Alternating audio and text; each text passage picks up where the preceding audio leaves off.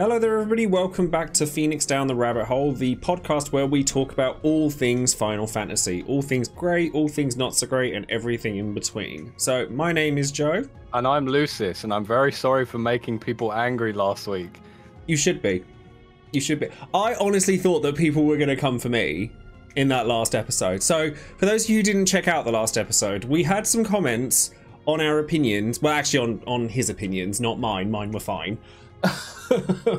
But we were basically had some opinions that people were like, oh, you're just saying things to make people angry, and we genuinely weren't. We genuinely do feel the way that we do about some of these games. I said that I thought Meteon was a bit of a rubbish villain at the end of Final Fantasy XIV Endwalker, and Lucis has no taste in music despite claiming to be a musician.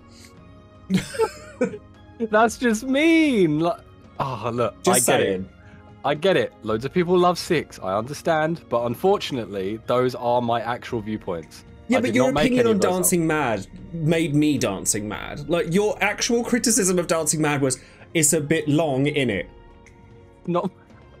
It's a bit long in it. Like, come on. It's made in movements. It's a full-blown orchestral piece designed for an orchestra before they had the capabilities to make pieces of music with an orchestra in a video game.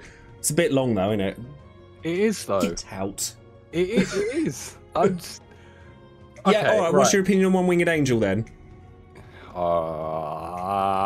You got me. Do we like One Winged Angel? Yeah, is it good? I love One Winged Angel. At like nearly 10 minutes long? It's a bit long, isn't it? Oh, I feel like I feel like I should save that till the music section.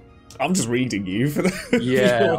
There might be another hot take coming about One Winged Angel, so you'll have to tune in for another episode. I have one too. I prefer it. I prefer the original. I'll just say it. I prefer the original One Winged Angel to the Advent Children one. I was gonna say Rebirth is my favorite one. Oh no, for me it's OG. OG. I like the original one more. Actually, quite a few people I've spoken to prefer the Rebirth one. I think it's brilliant. It is good. It is good. It's really good. I can't say it's not, but for me, like I have memories tied to the original one that can't be taken away. Because it's like that first time you hear it, it's like, ooh, there's something going on. Honestly, with a lot of the music, what tends to happen is I'll just relate it to the visuals in my head of what happened when I first heard that track. You know how like when you hear somebody's name for the first time, or whenever you meet somebody and you hear their name, you always associate that name with the first person you met with that name, and it's not always the best. Kind of like that. I can see that. Although I'm going to stop you on going on a tangent within the first 5 minutes of the video here. Right, so on today's episode, everyone, we're going to be talking about the battle systems and the gameplay, which is something that I've wanted to talk about for a while. And the main reason why I'm doing it is totally because of the turn-based versus action discourse that we have going on right now in the community, with the more information that we'll be seeing about 16, with some more of my hot takes. So I hope everyone is ready. Oh god. Well, someone has to make the audience mad, and I'm glad it's not me. So I've made a list of all of the different battle systems that I can think of in the main series game. So are you going off of like just the combat battle, or are you talking progression systems? Because obviously they're different across the franchise. So I was just going to specifically talk about, you know, screen shatters or goes or something, and then you're in a battle. That's what I was going to talk about, specifically what you're doing there. However, within the confines of the battle screens. Yes. However, knowing what we're like, we're going to end up talking about progression systems. Let's be honest. Okay. So there you go. So we're gonna start off with I'm gonna preface this section by saying it's turn-based / CTB, because I can actually chime in on the conversation, because I haven't actually played 1 and 2 have turn-based, right? So just 3. 4's the first one that has the ATB gauge in it, and that's something I'd like to bring up actually. ATB and turn-based are not the same thing. Yeah, well, that I have that written down. We will get to that. So okay. Sorry. Calm, zen. Look, I'm the organised one for this, okay? And I also want to put CTB in this same conversation because it is still turn-based, but 10, the way they go about it is slightly different. So once again, let me just remind people that this podcast is generally aimed at people who have experience within the Final Fantasy system. So CTB would be conditional turn-based, which is related to Final Fantasy X, because Muggins here is pointing the wrong direction. Didn't think to say to people that perhaps haven't played these games. ATB is active turn-based. Is that what it sounds for? Active time battle. Active time battle. So the gauge that fills up, and then once it's full, you then have your action. And then obviously the first few games are literally turn-based, and your turn order is dictated by your agility or your speed, or in some cases completely random by the looks of things. And then obviously you have the more modern ones that are quite a departure from all of those. Yes, which is probably the bulk of what the bulk of this episode will end up being. But in regards to this, so turn-based is something that people are super into talking about at the moment, and FF1, 2, and 3 started it. I wanted to talk about the fact that turn-based in Final Fantasy is heavily inspired by D&D. Yeah, I mean, everything about the early FFs is inspired by D&D. Yeah, so it plays off of your speed. So your speed is basically your initiative roll. So I just find it super interesting because I'm only talking from the experience of what I've watched so far of any of the older games, because unfortunately I just haven't. Have you played D&D? Yeah. Because I haven't. You've never played D&D? I've never played D&D. My whole life. I've played other role players, but ironically, I really struggle with it. I can't get into it. So I've never played D&D. I know enough about D&D, and I know enough about role-playing games to see kind of the parallels between sort of how Final Fantasy and RPG video games takes, or what they draw from within traditional RPGs.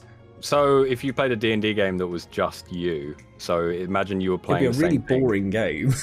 Yeah, but I'm just saying is that you would take away the fact that other people are your party members.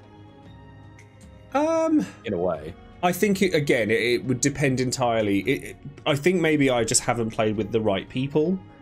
Or maybe, perhaps somebody out there can invite me to their game, and then that way I'll have fun with it in the future. This is not a D&D podcast, but... No, it's not. I just thought I'd throw that out there. So going back to FF1, I am not a huge fan of basic old-school turn-based combat.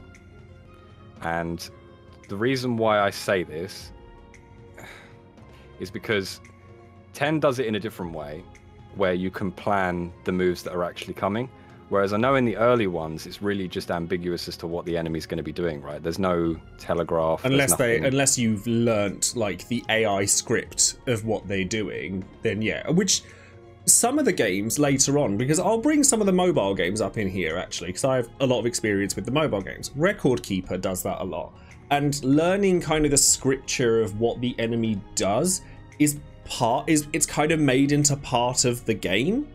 So once you know what the enemy's doing, you then have the opportunity to then use those moves against them. So you know what's coming and you know how to respond to them accordingly. But in the early games, FF1, 2, and 3, it largely feels very random. And because obviously it was more primitive in being NES titles, they didn't have a wide selection of moves to use.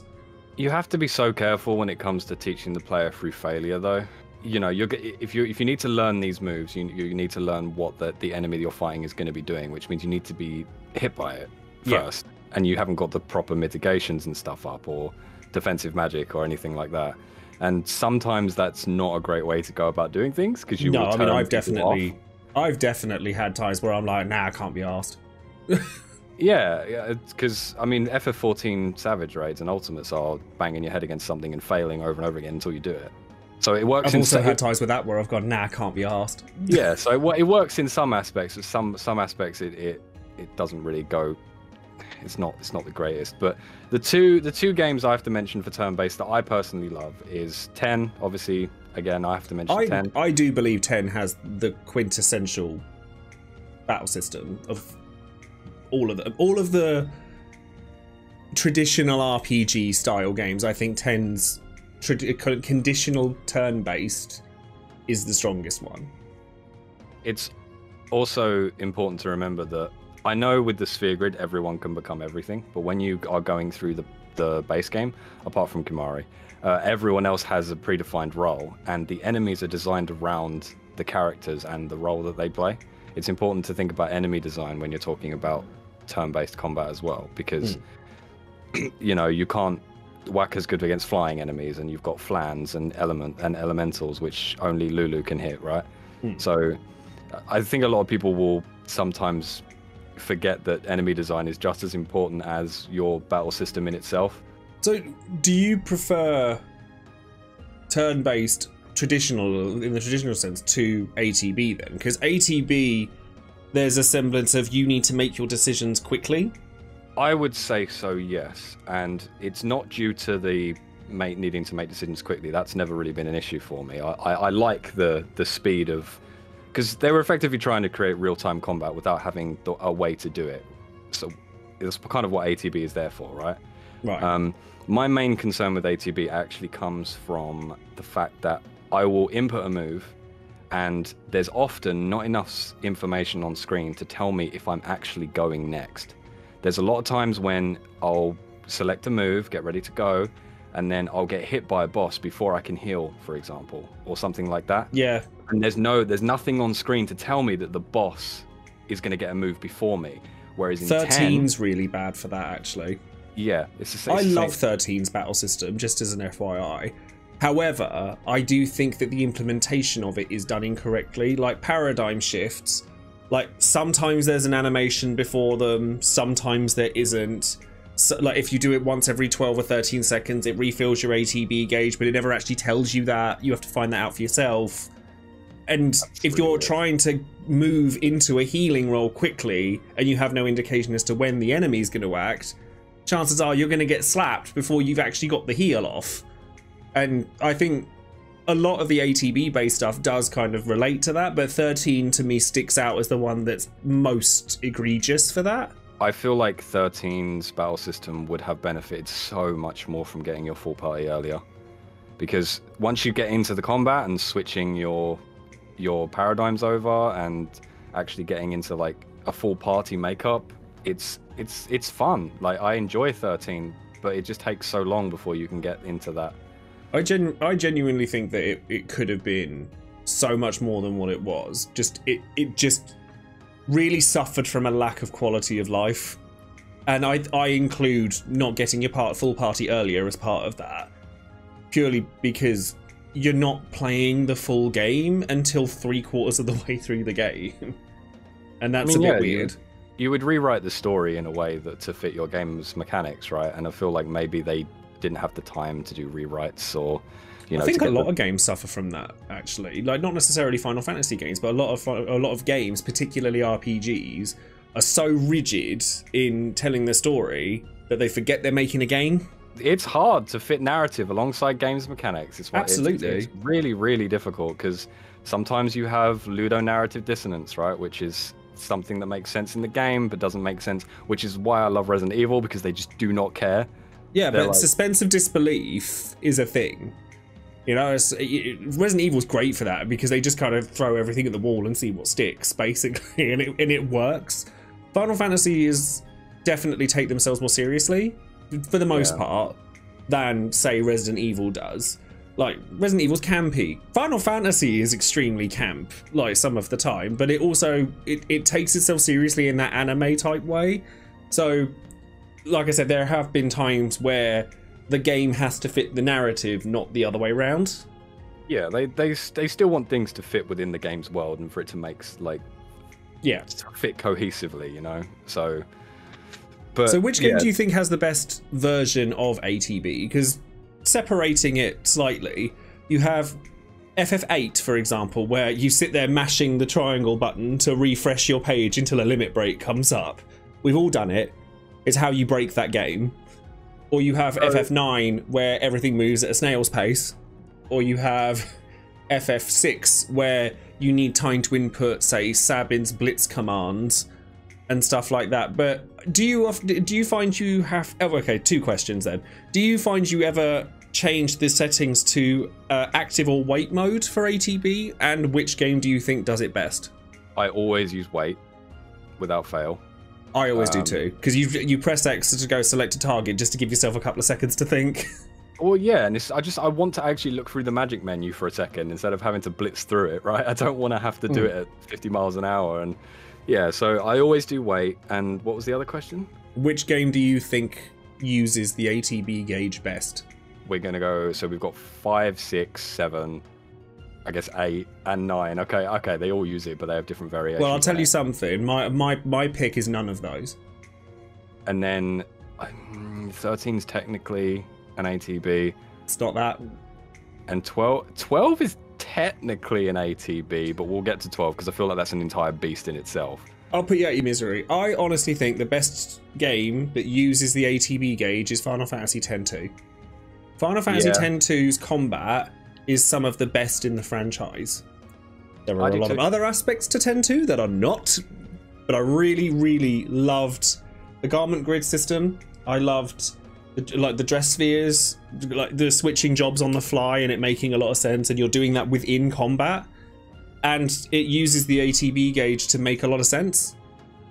Is X-2 better 13 battle system? I think they're different. I do think that they're different because there's a lot more variety in what you do with X-2s, and some of them aren't that great, whereas I think 13, everything's more consolidated and tight, for want of a better word. You just don't get it for long enough until it's too late. Yeah, so to answer the question, probably 5. But X-2, now that you've said X-2, I am kind of leaning towards it because I love X-2's battle system. X-2's got a really good battle system. Yeah, I think it's brilliant. It definitely uses the ATB gauge to its benefit. Although I do wonder why they didn't just go with conditional turn-based from 10, because it is so good. Why would you come away from that when everyone praised it so much? The most addictive part about 10's battle system, right, is because you can see the moves, and then you have moves that influence your next turn. So you've got haste, quick hit, delay all of buster, these moves. Yeah, you've got moves like that actually influence it. It's so fun seeing how many you can get in a row. And I just love that. I think that's just genius to do I think they're just having that ability to pick your moves based on the cognition of what's going to happen is really good. Tactics does that. Tactics does it a lot as well.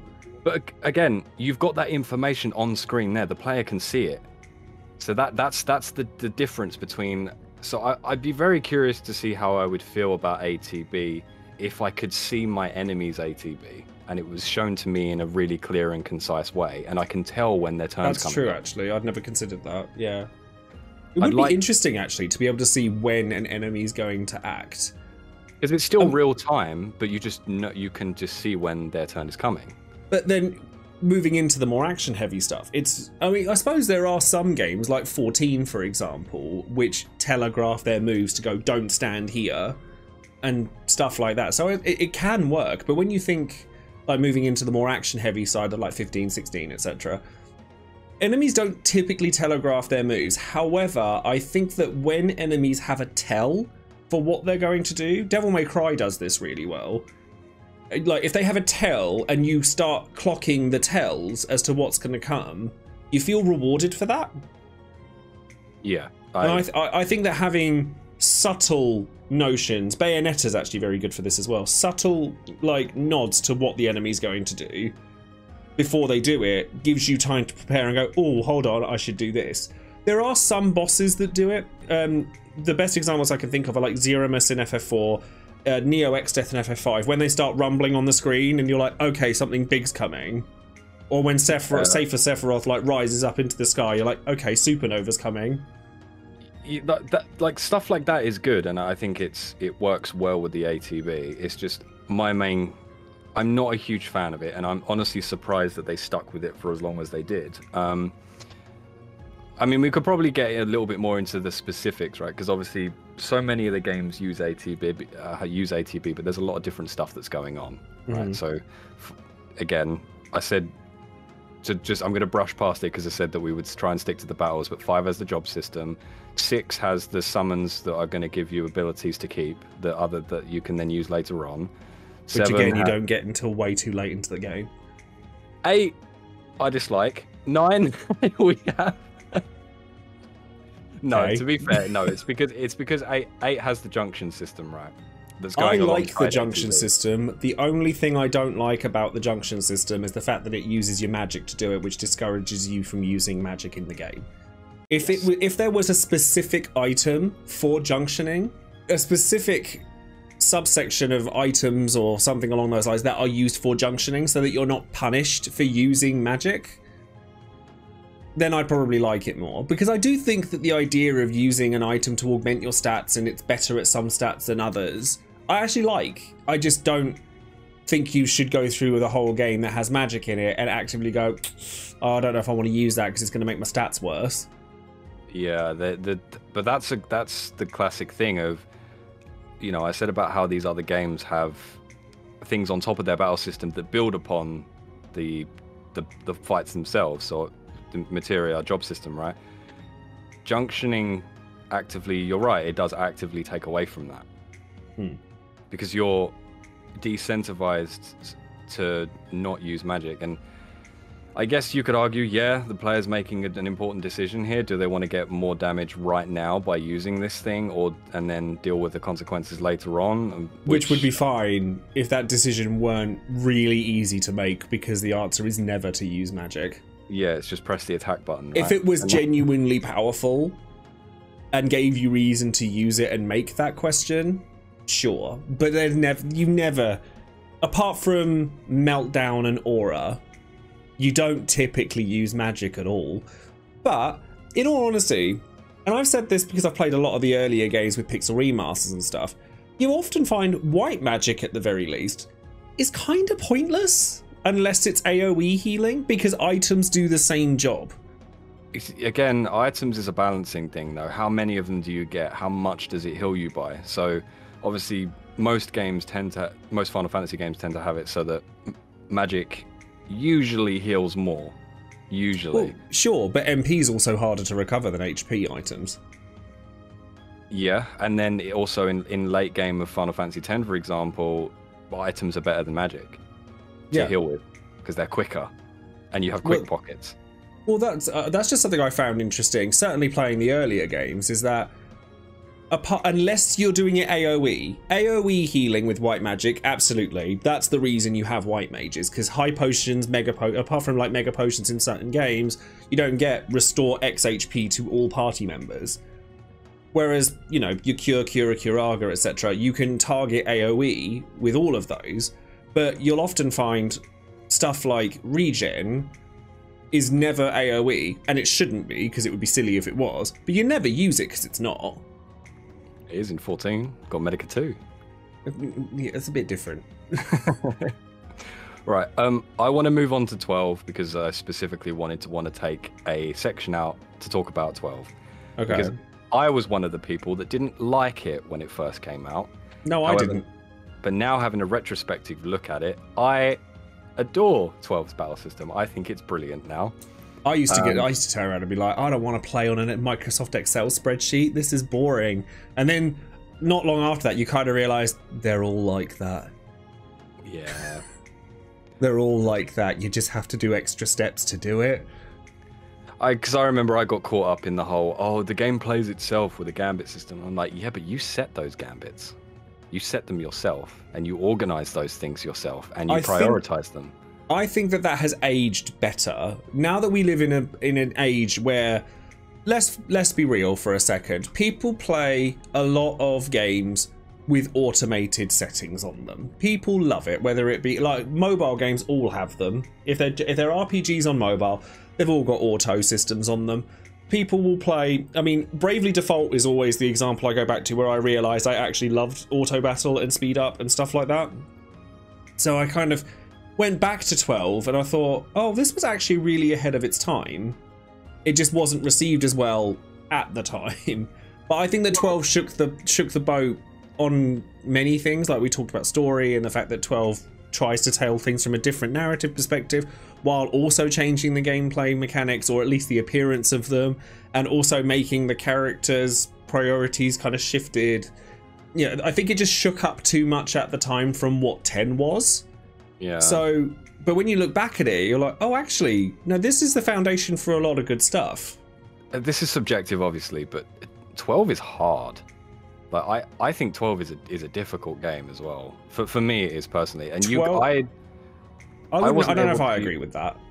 I wasn't able to use the gambit system to get through the entire game, but again, I'm not as experienced with 12 as I am with some of the others. But yeah, I wouldn't say 12 was one of the easiest ones, but I wouldn't say it was difficult either. Like I suppose maybe because I am well versed in 12 and I know the exact points where you should be farming and the exact places where you get the good weapons from and stuff like that. It doesn't strike me as a hugely challenging game, but again, like I could tell you that, if you're trying to sort of optimize a party, don't use Fran. Her stats are worse than everybody else's. Use Varn. His stats are better than everybody else's. If you're using like Zodiac Age, like these are the correct jobs that you should probably be using. I kind of, maybe because I know it well and I've played it numerous times, perhaps I'm jaded to that view, but it doesn't strike me as a super difficult game. Though when I was a teenager and I played 12 minus Zodiac Age, I definitely found it tough then. But then I was a teenager and I was stupid and I found most things hard. I did find the Zodiac Age easier replaying it, so I guess my latest playthrough was better. I just, back when I was a kid, I remember being stuck on the Elder Worm for months. Oh, the Elder Worm, yeah, he is a bit of a pain. But then people talk about Yasmat. Yasmat being like this horrendously difficult boss. It's like, he's not difficult, he just takes ages. Set up your gambits and you just leave the controller and it will go down eventually. Yeah, Penance is harder. You're making active decisions during that fight. The dark, again, this is the thing. I always say that 10's not my favorite FF, but when I try and look at things objectively, it has the best of so many things. The end game in 10, Dark Aeons, Penance, super challenging, super beatable, but you have to work for it, and it makes you like work with the things you've worked so hard to get to do something else. That's really good, and a lot of the other FF games don't do that as well. 13 again, not great for that. 12's actually quite good for that because, basically once you've got all your gambits set up and you're ready to go and you know exactly what you're doing, your gear and the things you've worked for are the only things that separate you from beating super bosses like Yasmat or the Trial Tower. The Trial Tower, I'll give you, that genuinely is hard.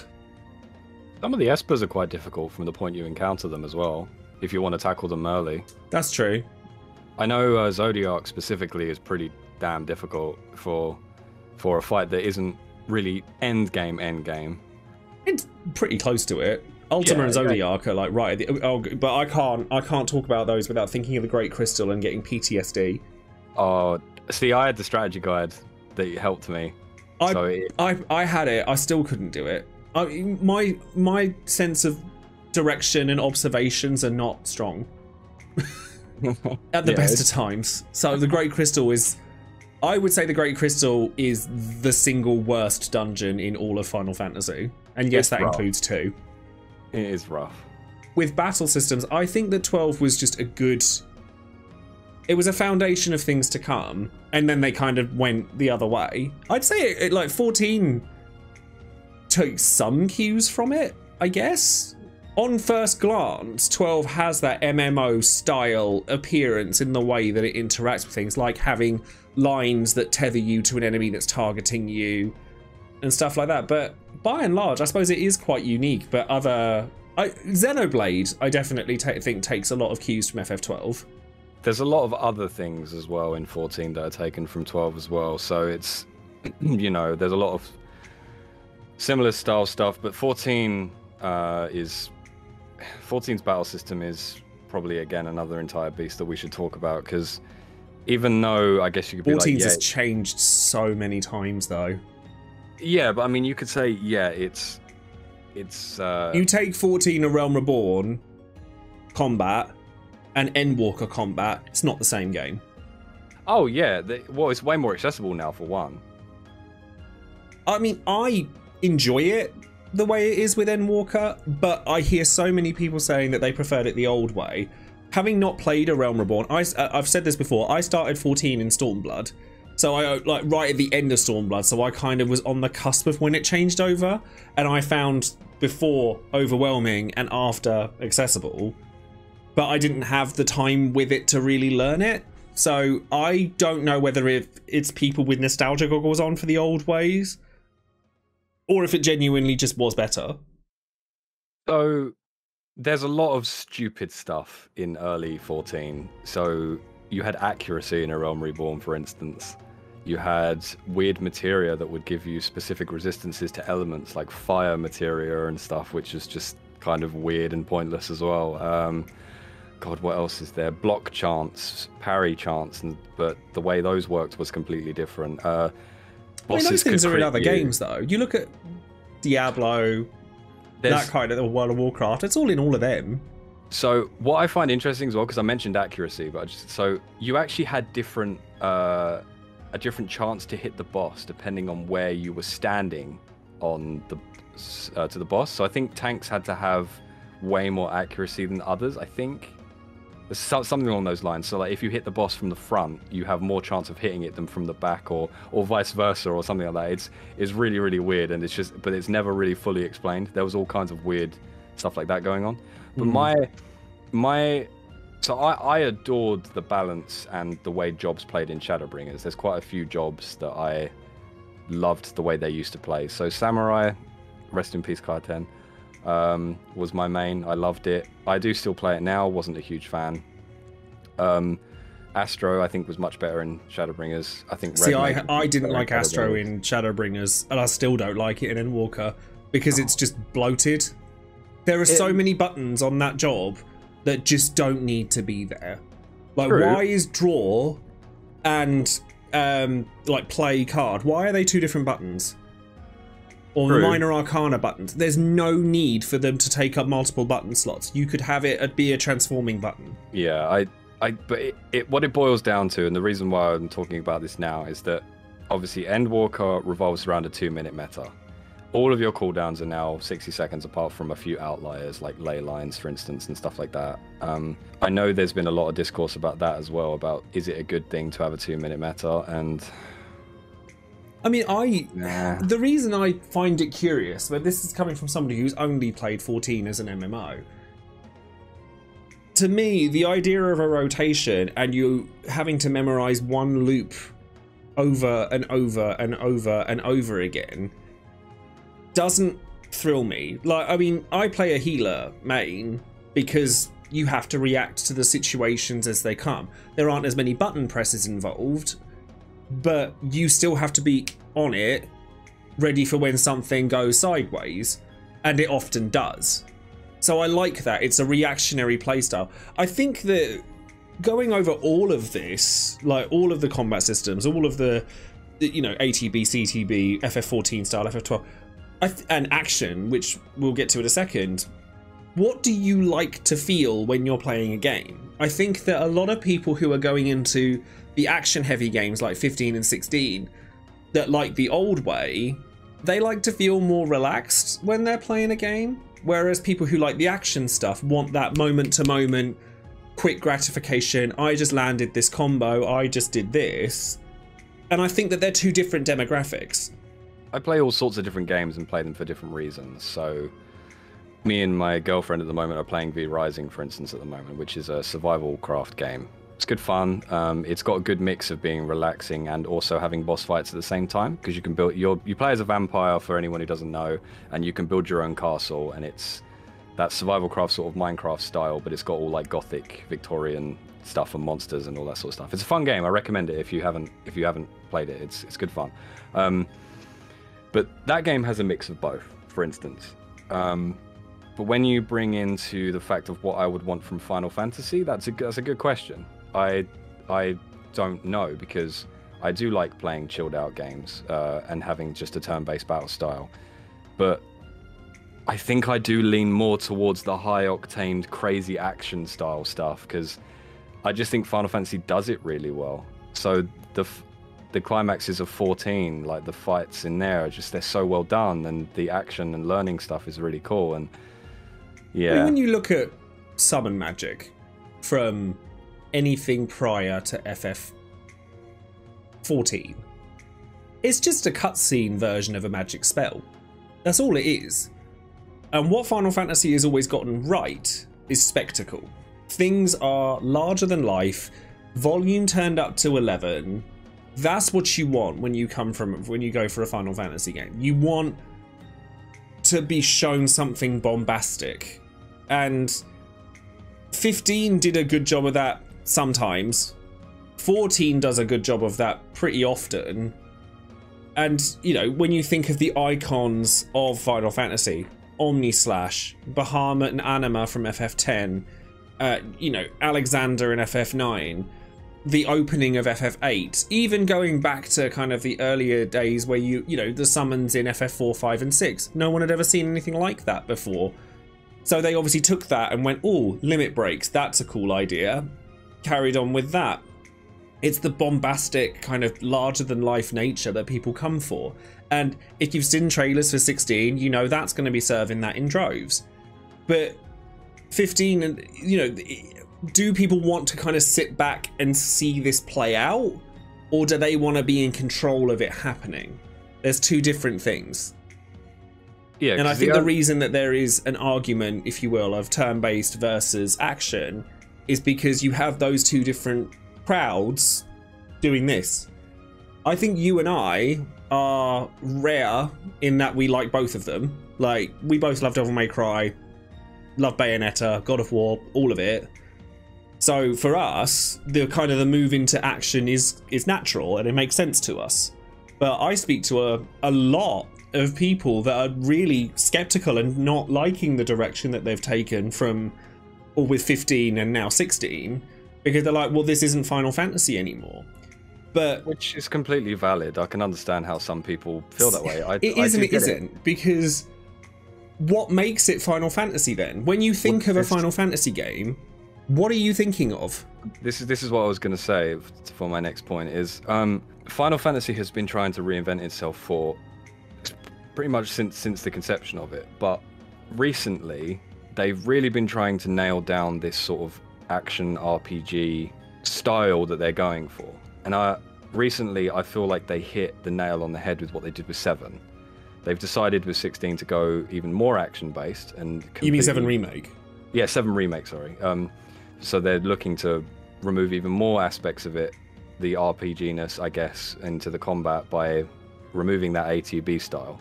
This is the thing, is when you look back through the series, like, again, at the beginning of the episode, turn-based, ATB, CTB, FF7 Remake, like 15, like, I'm naming these, they're all different. They're changing all the time, and it's... I think that because the way that ATB and CTB are presented, it's your guys are standing in a line, the enemies are standing in another line, your line's attacking their line, so therefore it kind of all comes under a similar bubble. So I can see why people think that 15, 7 Remake, 16 is such a departure, because you didn't control the characters with an analog stick to move them and press buttons and stuff immediately happen. You selected stuff from a menu, stuff would happen. That's not the same as it was now. Like, you know, 7 Remake's probably the best example for it. You do have those kind of menu options, but it's not done the same way. I think that you take 15 and 7 Remake and they've kind of diverged quite a lot. Like 15, I mean, I'll be honest with you, as an action fan and as a Final Fantasy fan, I don't actually think very much of 15's combat. I think it's mash square to win, or R2, whichever the button was to press attack, because you didn't actually have to do a lot. Don't even need to mash it, just hold it down. Or hold it down even. You didn't have to do anything. And that, to me, is, it's not action, because you're not really doing anything. It's like an illusion of action. But yeah, there was a lot of spectacle going on, though, you know, being able to teleport around and all that sort of stuff. So I guess probably what they were going for. And as you said earlier, some cases they did nail that. I mentioned before that Final Fantasy has been trying to do this sort of like action pseudo-style RPG thing for a while now. And we also know that there's been a lot of discourse coming from people who, like you said earlier, that's not what I view Final Fantasy as being. How do you feel about all of the discourse that we've seen and that's been going around? Because, to be honest with you, I don't look at it. So I have learnt in my time as a content creator to ignore a lot of that kind of thing. However, I think that everyone's opinion is valid, but I see it as you have two options. You either embrace the change because that change is being made whether you like it or not, or you don't and you move on to something else. I am very excited for that direction, but I'm a fan of those kinds of games anyway. So I honestly feel like I'm not in the correct position to answer that question. I would like to hear from people who do feel strongly about the direction of Final Fantasy, and if you want to leave a comment or anything to say, I'm not happy with the way that they're going with it, I'd be very intrigued to see what your reasoning behind it is. But I do think that these action-oriented games have a different skill set than turn-based games do. So to expect people who have followed the franchise for a long period of time to shift the skill set that they've grown accustomed to using into something else might be jarring for people. It's interesting you bring that up, actually. Yeah, target audience / long-time fans is a whole... I mean, in all fairness, there was a article not too long ago about why FF16 is taking that approach. And it's because Joesephyr has said that the audience that's available now wants to be playing things like Fortnite, wants to be playing things that have quick gratification. That's what everybody wants now. We live in an era of TikTok. No one's got the attention span for that anymore. But I think it's a shame that what he's saying is true, but I do think what he's saying is true. That people are more likely to hone in on something bombastic and big than something that is old school.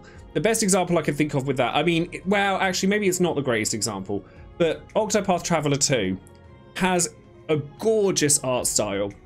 It's old school to the nth degree, and it's really good. It's really good. But I bet you a lot of people haven't even looked at it because of what kind of game it is. Or at least the people that have looked at it are more within my age demographic than people who are half my age. And unfortunately, the games industry is at a point now where people's attention needs to be grabbed. You have to grab on and hold on to it for dear life because there are so many more games being made now than there were when Final Fantasy 6 and 7 were released. You have to find ways of grabbing people's attention, and that quick gratification style of gameplay is what's going to work. And that's not to say that 16 won't have an amazing story and be really big and, you know, have a lot of strategy involved in it, because it absolutely will. But the reasoning behind taking it in that direction, I don't like that it's true, but I do think it's true. You're right about the marketing and stuff, because obviously that's marketing is massive compared to what it used to be, especially for video games now. But the reason why I want to bring that up is, imagine your next big game is a turn-based game and you're doing the marketing for it and you need trailers, for instance. What are you going to show mostly during those trailers if you're making a turn-based game? Cutscenes. Yes, you are. Not gameplay. So you're still leaning more into the action side, the action that's in those cutscenes. So it's just the whole thing of just action and just the way things, if things look flashy, they sell. It's always been like that. Even back when the games were like, look at the old, I remember the old Final Fantasy 7 ads. Do you remember those? I haven't seen them in a great many years, but yes. Yeah, but obviously you know the ones I mean, especially like the American ones that are like super over the top. Those are all cutscenes. Coming soon to a PlayStation near you. Yeah, in Cinema Stars Friday. It's like, yeah, exactly. But there's but again, let me reiterate. I'm not saying that there is no place for a good turn-based game. Xenoblade Chronicles. Persona 5. Persona 5. But those games have a very distinctive, well, Persona particularly. Persona has a very arresting visual style. that is unique. It is completely different to most things that we've seen. Final Fantasy could do that. It could. But people would look at that and go, that's not my Final Fantasy. I love Persona's battle style. It's a really, really modern take on what turn-based can do. It's really gripping because this is the problem, is if they released a Final Fantasy game now that plays the same, and if it was ATB, CTB, or purely turn-based, and they did that again, right? It's not innovative, and how do you think people would honestly receive a game like that now? Well, they did do that. They did. Multiple times, in fact.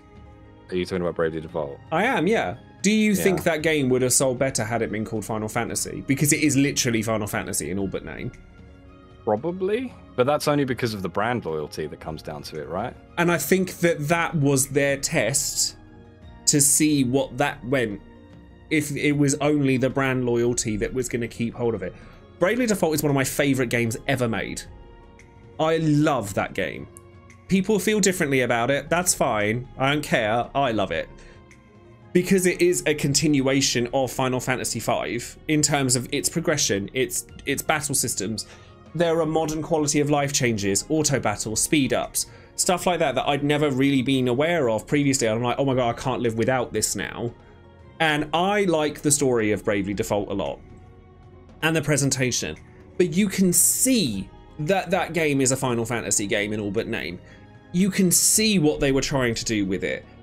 And I think that because, I mean, maybe it was because it was on the DS as well, but then the DS was a huge selling system, and Bravely Default 2 was on the Switch, but then again, Bravely Default, I mean, we could have an entire episode based on the fact that people think you have to have played every Final Fantasy or Bravely Default 1 to enjoy Bravely Default 2 and Bravely 2nd. I do think that sometimes these naming conventions need a bit of work, but I just think that Bravely Default is my answer to people saying, why are they changing what Final Fantasy is from what it was?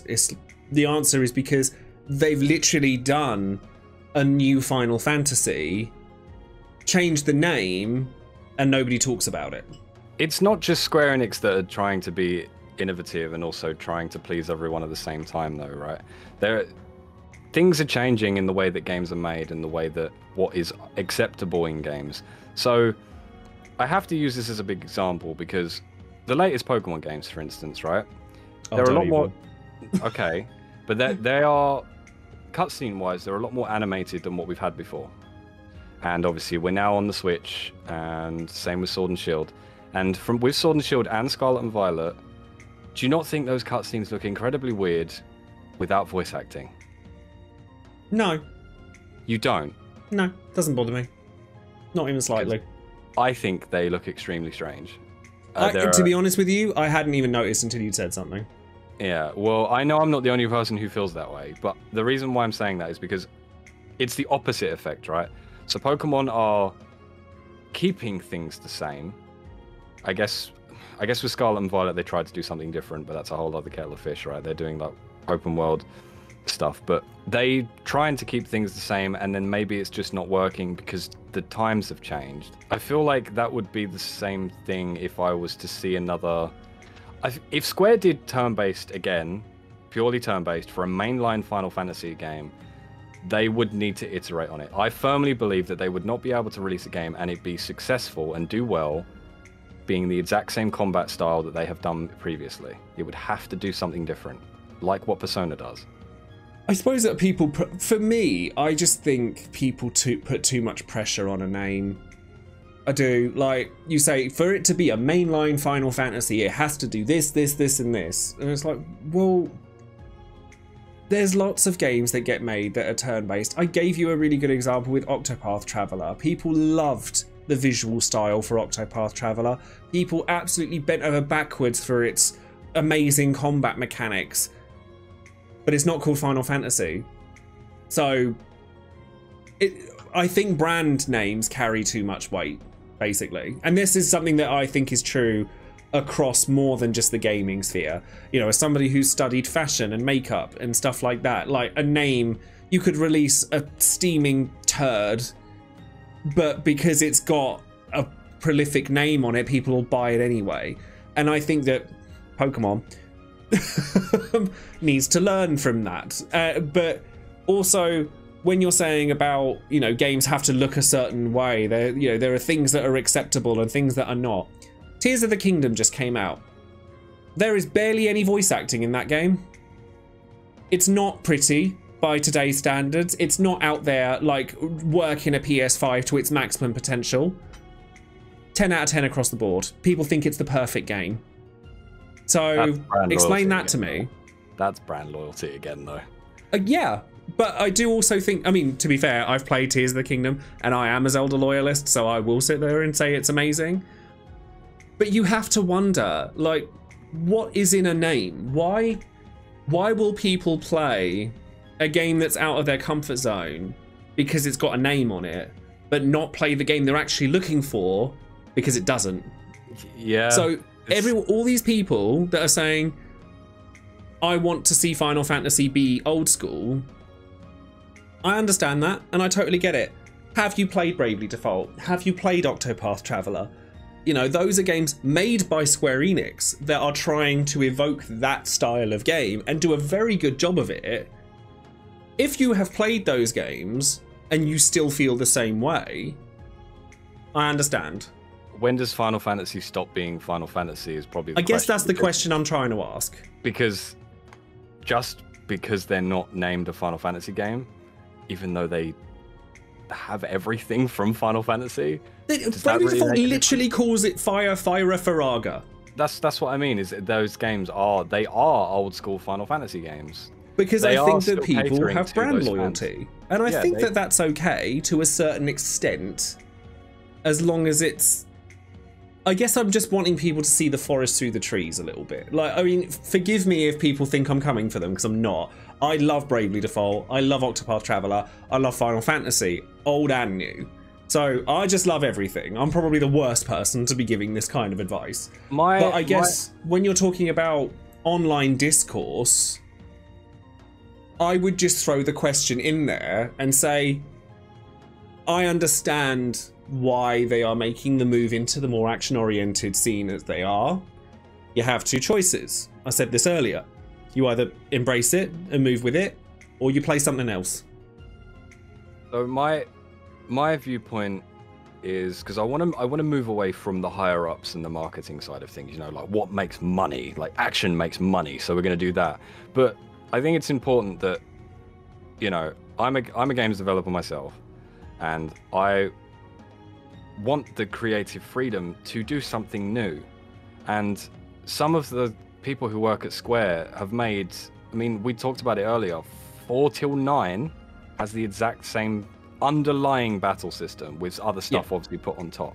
But they made the same game that many times in a row. Obviously, I know there's a lot of other things that change the games. I'm not saying they're all the same, because they're when you're asked to draw the same picture 20 times, the 21st one, you want to change it up. Exactly. Like, you got to give... At the end of the day, the developers that are working on it, they do work really hard on it. They really do. Like, and I think it's okay to let them try and change things up, because at the end of the day, if the game is fun, then it's fun. That's what you're trying to do as a video game developer, right? You're trying to make a product that people will pick up and have fun. Obviously, that will buy it and spend money on it, but that's... Yeah, but it's not always all about the money. Like, it's not. At the end of the day, what I'm getting at is the people who played FF4 when it came out, so my kind of age group, we are a demographic, certainly. But unfortunately, people's tastes have largely changed, and therefore it's down to the developers to kind of go, okay, well, we want to keep our audience, we want to be loyal to our fans, but if we don't change something, we're going to get left in the dust. And many franchises have had that problem. People don't talk about it, but many franchises have had that problem where they get stuck in the past. And Final Fantasy's trying really hard not to do that. I think they're actually doing a really good job of reinventing things, but also keeping familiar Final Fantasy things there that people love. That's my honest opinion. So they're keeping enemies that people recognize, the setting, going back to, especially with 16, going back to this classic medieval setting, maybe going a bit darker than what iconography it is was. important. Yeah, but they're trying to keep that stuff. I guess you asked me earlier what makes Final Fantasy Final Fantasy. That stuff. I mean, see, I don't agree. I don't think you can stick a bomb or a tombery on a product and call it Final Fantasy. There is an X factor to those games that does permeate the franchise. Like I said, I could slap a tombery on a board game and call it Final Fantasy, and it wouldn't make it FF. I could make a fighting game where you play as a cactuar. It doesn't. It's not right. It's not the same. But I do think that there's more to it than I'm in a line, they're in a line, I press a button and it does this. You know, I'm looking for the story, I'm looking for the characters, I'm looking for a certain style, an aesthetic, a bombastic, over-the-top anime, you know, experience. And this coming from a not anime fan, you know, there are certain things that I go into Final Fantasy to look for. And I can understand why some people would say it's the turn-based combat or the pseudo-turn-based combat, either or. And they're not getting that now. And I feel for those people because I want people to experience a wide variety of games. I mean, I will play Animal Crossing one day and Doom Eternal the next. So I'm probably not the best person here. Two games that came out on the same day. They did, that's why I said it. And I guess I just want people to experience a full spectrum of things. But I suppose at that point, the best question I could ask is, what do you think? As in the audience, what do you think? What makes Final Fantasy Final Fantasy?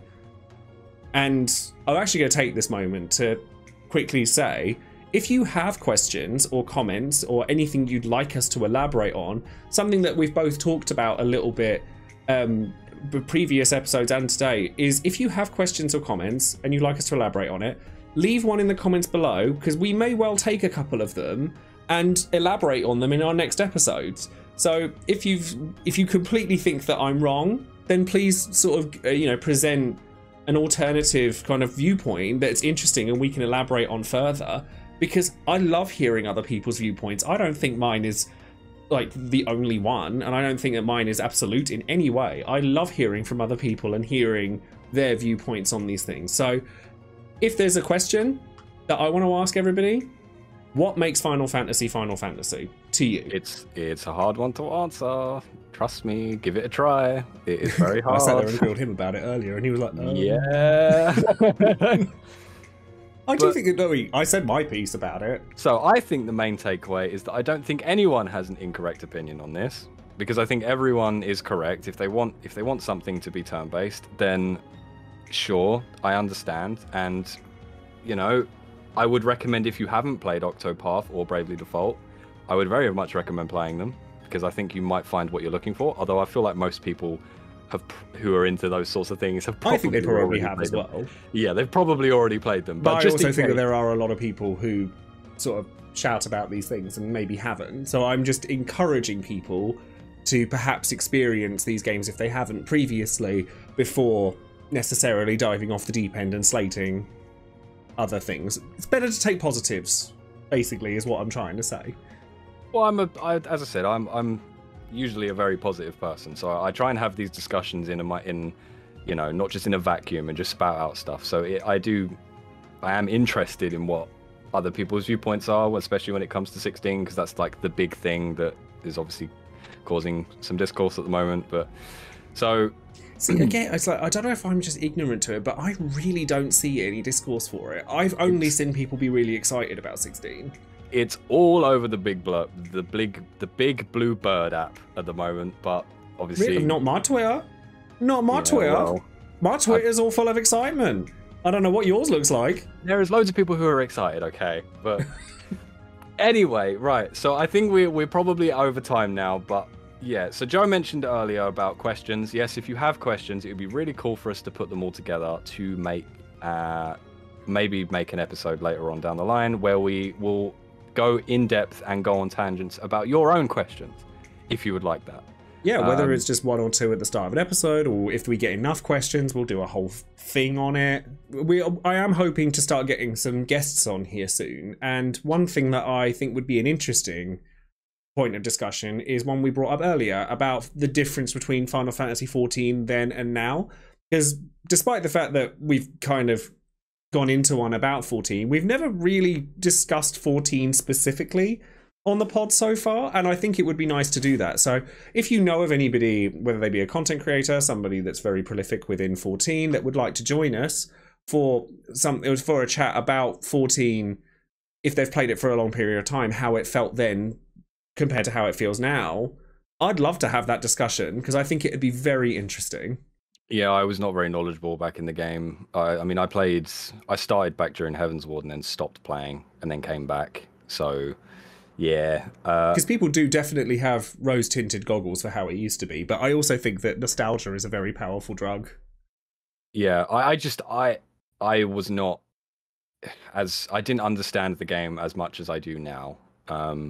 So I don't like to really speak on something that I'm not super confident on. Be like, yeah, it's like this, because everyone would be like, no, it's not, Lucis. I'll be like, okay. So yeah.